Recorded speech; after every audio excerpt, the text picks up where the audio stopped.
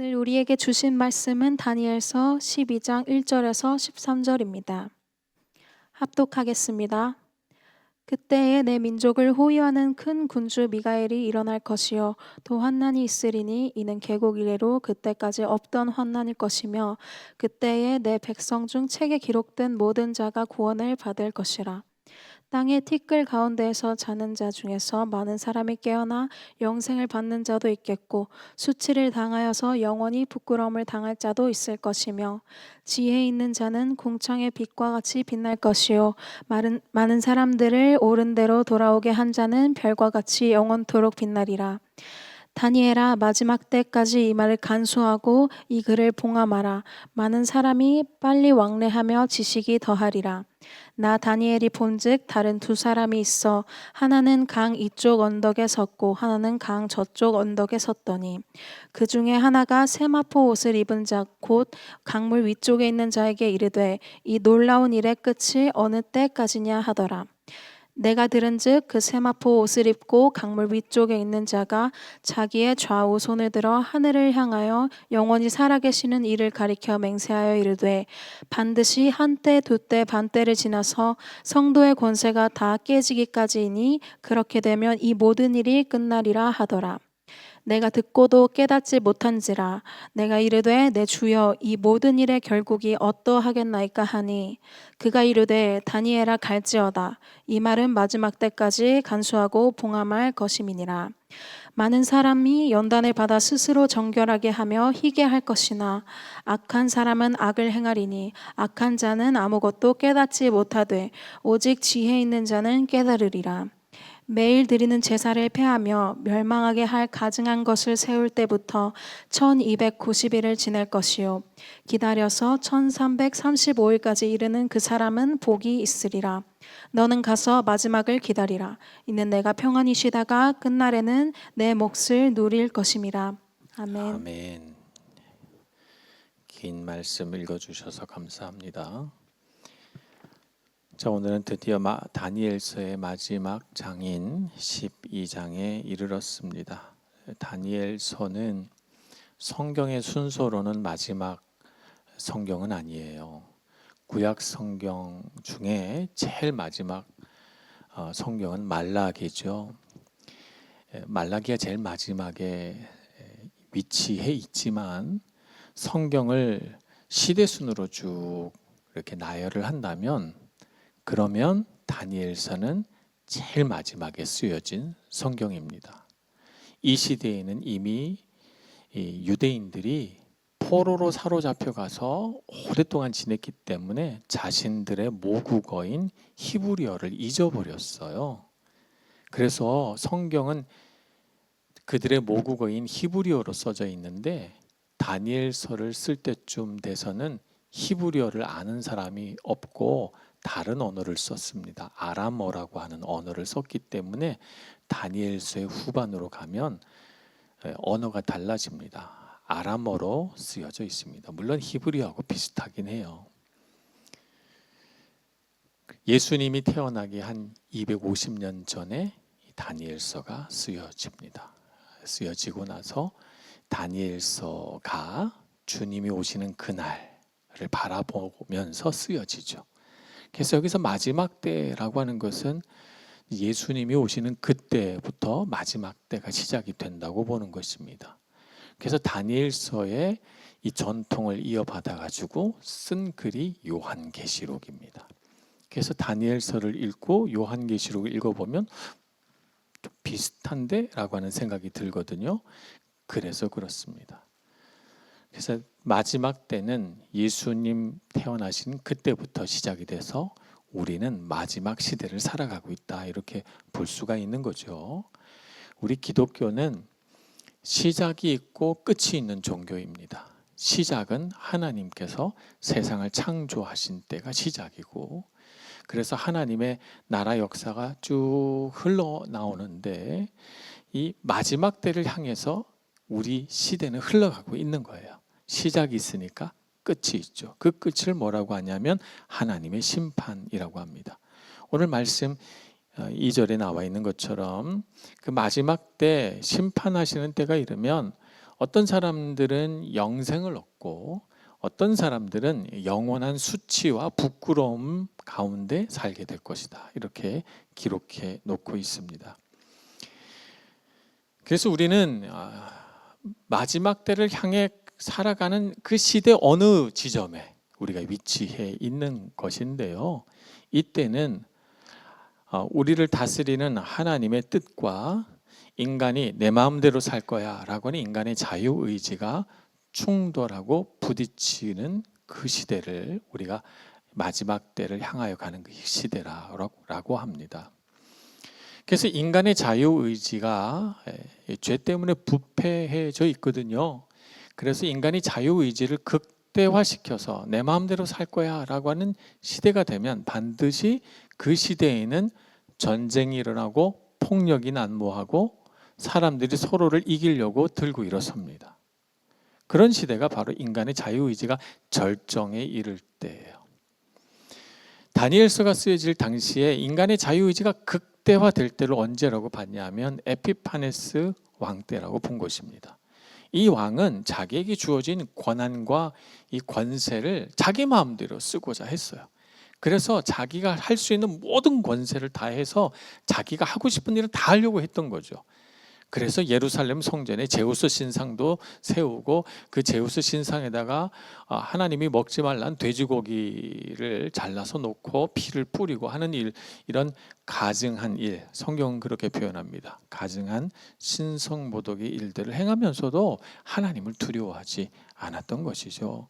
그리고 많은 유대인들, 하나님을 믿는 경건한 사람들을 잡아다가 감옥에 가두고 또 그들을 죽이기도 하고 했던 것입니다.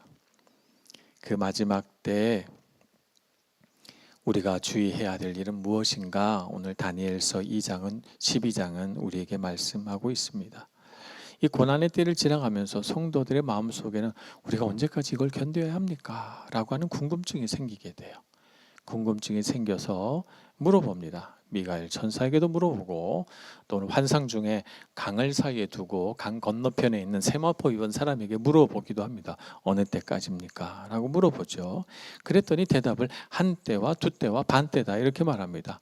그리고 날짜로 얘기했더니 1290일이래요. 1290일을 365일로 나누어 보면, 그러니까 1년이라는 단위로 나누어 보면 약 한 3년 6개월 정도 됩니다. 그래서 학자들에 따라서는 한 때와 두 때와 반 때는 한 때, 두 때, 세 때, 반 때, 그래서 3년 6개월을 말하는 것이 아니냐 이렇게 해석하기도 합니다.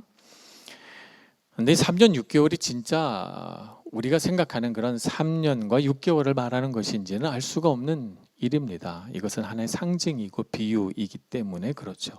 여기서 분명하게 주는 메시지는 뭐냐면 이렇게 하나님을 두려워하지 않고 인간의 자유의지를 그 부패한 죄로 인해 부패한 자유의지를 극대화시켜서 자기 마음대로 살아보려고 하는 인간의 권세는 제한적이라는 거예요.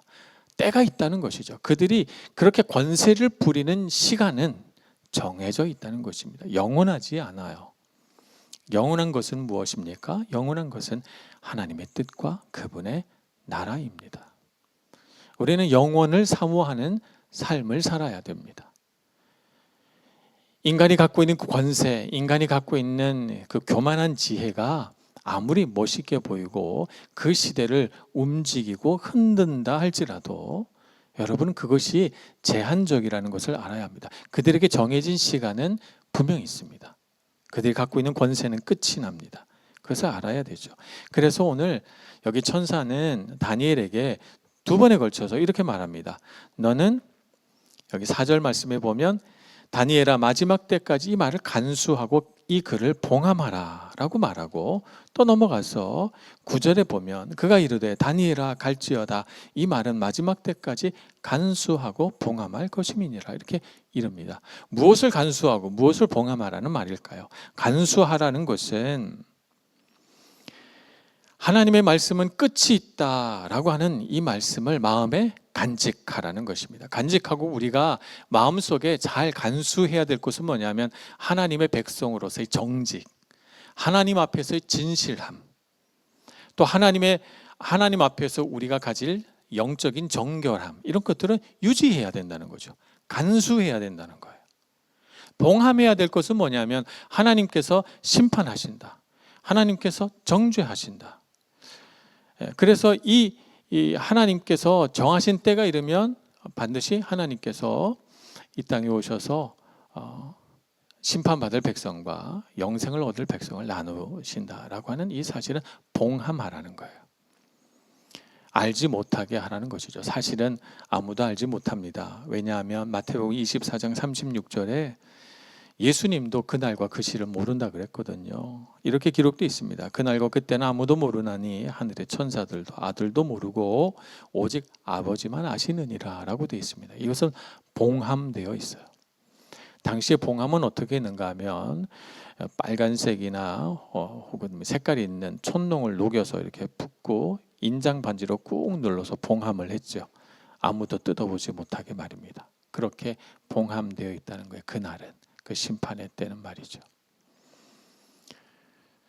그래서 우리가 정말 신경 쓰고 살아야 될 것은 그날이 언제냐, 마지막 때가 언제 오냐, 약 한 2030년경에 올 거냐, 아니면 2050년에 올 거냐, 아니면 3000년에 올 거냐, 이 날을 신경 쓸 게 아니라 간수하고 마음에 간직해야 할 것은 그 마지막 때가 이를 때까지 우리에게 주어진 시간을 정직함과 진실함으로 하나님을 경외하고 그분을 높이며 살아가는 우리의 마음을 잘 간직해야 된다는 것입니다.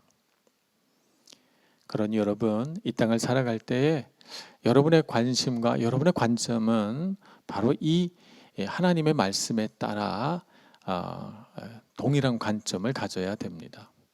그래서 여러분이 신앙생활을 하면서 이 세상을 살아가면서 어떤 사람을 사귀어야 되냐면, 똑똑한 사람, 앞으로 성공할 것 같은 사람, 능력 있는 사람, 이런 사람이 여러분에게 중요한 사람이 아니에요. 여러분이 정말 중요한 사람은 어떤 사람이냐면 진실한 사람, 말씀대로 살려고 하는 사람, 하나님 앞에 꿇어 엎드려 기도할 줄 아는 사람, 이런 사람을 여러분의 친구로 삼아야 됩니다. 이런 사람을 여러분의 배우자로 삼아야 되고, 이런 사람을 여러분의 평생의 친구로 사귀어야 되는 것이죠. 그래야만 여러분의 삶이 부요해집니다. 여러분의 삶이 복이 있어지는 것이죠. 저는 어렸을 때부터 초등학교 때부터 쭉 교회를 다녔어요. 교회 친구들도 있고 학교 친구들도 있고, 또 학교가 계속 바뀌니까 고등학교 동창들도 있고 초등학교 동창들도 있고 대학교 동창들 있고 친구들이 많아요. 그런데 제 마음속에 가장 좋은 친구들은 항상 교회 친구들이었어요. 우린 교회에서 만나서 그 친구가 어느 대학을 갔는지 무슨 일을 하는지 관심 없어요. 교회에서 항상 얘기하는 거는 우리 수련이 어디로 갈까? 이번에 성교는 어디로 간대? 맨날 그런 얘기하고 살았어요. 나중에 세월이 흘러 소식을 들어보니 교회 친구들은 다 잘 살아요. 다 하나님 높이며 살고 가정이 아름답고 견고하고 멋진 인생을 살아가요. 그들이 세상에서 어떤 직업을 갖느냐, 어떤 지위에 있느냐가 중요하지 않고 정말 행복하게 살더라고요. 근데 우리 믿지 않는 고등학교 동창들, 가끔씩 가서 보면 제가 그 고등학교 동창들 만난 자리에 간 걸 후회해요. 왜냐하면 너무 고통스럽게 살고 있거든요. 몸에 병이 있고 당뇨를 앓는데 술을 마시면 안 되는데 술을 마시고, 가정이 깨어지고 아파하고, 그런 우리 친구들 보면 정말 제가 진심으로 정말 예수 믿어야 되지 않겠느냐 이렇게 얘기합니다. 제가 목사니까 목사다운 말 한다 그러면서 친구들이 제 말을 한 귀로 흘러버립니다만, 제 마음은 그들이 말하는 것 이상으로 아파요. 인생을 살 때 여러분이 부요해지고 여러분이 아름답게 되는 것은 하나님을 잘 믿을 때입니다. 그러니 여러분이 이 세상을 살면서 와, 저 사람 앞으로 멋진 사람이 될 것 같은데, 저 사람 앞으로 성공할 것 같은데, 이런 사람을 따라가지 말고 하나님 앞에 정직하고 진실하고, 그래서 정말 여러분의 마음을 나눌 수 있는 그런 믿음의 친구들을 여러분의 평생의 친구로 삼으시고 여러분의 가정의 배우자로 삼으신다면 여러분의 인생은 반드시 복이 있을 것입니다. 여러분의 인생은 반드시 견고한 토대 위에 서게 될 것입니다. 때가 악할수록 더 그런 친구가 소중합니다. 이렇게 마지막 때를 향해 나아가면서 우리 믿는 자에게 꼭 필요한 것이 뭐냐 하면 기다리고 인내하는 마음입니다. 그래서 다니엘에게 이렇게 이릅니다. 12절에 보면 기다려서 1335일까지 이르는 그 사람은 복이 있으리라 이렇게 말씀합니다. 분명히 1290일을 90일이라고 했는데 이 1290일보다 45일이 많은 1335일까지 기다리래요. 그러니까 마지막 때가 1290일이라고 친다면 믿는 사람은 언제까지 기다릴 줄 알아야 돼요? 45일 이상 더 기다릴 줄 아는 사람이 되어야 된다는 것이죠. 그런 사람이 복이 있는 거예요. 야, 1290일만 돼봐라.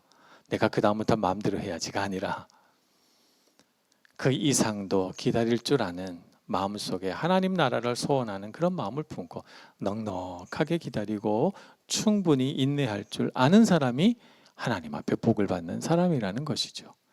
여러분의 삶의 현장이 힘들고 어려울 수 있습니다. 좀 부대끼고 우리의 마음을 어지럽힐 수 있어요. 근데 주님께서 주시는 힘으로 이겨내시길 바랍니다. 어떤 마음으로? 넉넉한 마음으로. 하나님이 나와 함께 계시다 믿고 내가 정한 때보다 더 기다릴 수 있다는 마음을 가지고 기다리시면 하나님께서 우리에게 반드시 좋은 날을 가져다 주십니다. 13절은 이렇게 다니엘서를 마칩니다. 너는 가서 마지막을 기다리라. 이는 내가 평안히 쉬다가 끝날에는 내 몫을 누릴 것임이라고 했습니다. 가서 평안히 쉬다가 끝날에는 내 몫을 누리리라. 마지막 날을 바라보며 내게 주어진 이 현재를 충실하게 살아가고 하나님을 믿고 신뢰하며 평안을 누린다면 그날 마지막 날에 너에게 줄 하나님께서 너에게 줄 내 몫이 너를 기다리고 있다라고 우리에게 말씀하고 있는 것이죠. 그러니 이 세상을 살면서 남들과 비교하면서 저 사람은 저렇게 몫이 많고 나는 왜 이렇게 몫이 적을까라고 하는 것을 계산하지 마시고 내가 이 땅을 믿음과 인내를 가지고 잘 살면 하늘에서 내게 주어질 몫이 크구나, 하늘의 상이 내게 크구나 라고 생각하면서 하나님을 바라보고 하늘을 향하며 살아가는 여러분이 될 때 여러분의 발걸음이 더욱 굳세어지리라 믿습니다. 이 땅을 살아가면서 여러분의 미래를 개척하고 또 때로는 유학을 나와서 저번에 생각하지 못했던 도전을 계속해 가시는 우리 청년 여러분, 주님을 바라보시면서 마지막 때를 힘있게 살아가시길 바랍니다. 용기 잃지 마시고 인내하고 기다리며 하나님 나라를 일구어 가는 여러분 모두가 되시길 축복합니다. 기도하겠습니다. 하나님, 우리에게 믿음과 인내를 더하여 주옵소서. 우리의 마음은 자꾸 세상을 향해 쏠리고 때로는 세상의 권세와 세상 지혜에 우리 마음이 흔들려서 그것이 더욱 아름답게 보이기도 합니다. 그러나 주님, 우리가 하나님을 향해 눈을 크게 뜨고 주님 안에 있는 복이 얼마나 큰지, 주님께서 우리에게 부어주신 사랑이 얼마나 지극한 사랑인지 충분히 깨닫게 해주셔서 주님을 믿는 믿음 안에 뿌리 내리고 우리와 함께 하나님을 바라보는 믿음의 동력자들과 함께 손잡으며 이 세상 지치지 않고 힘있게 살아가도록 은혜 베풀어 주시옵소서. 예수님의 이름으로 기도합니다. 아멘.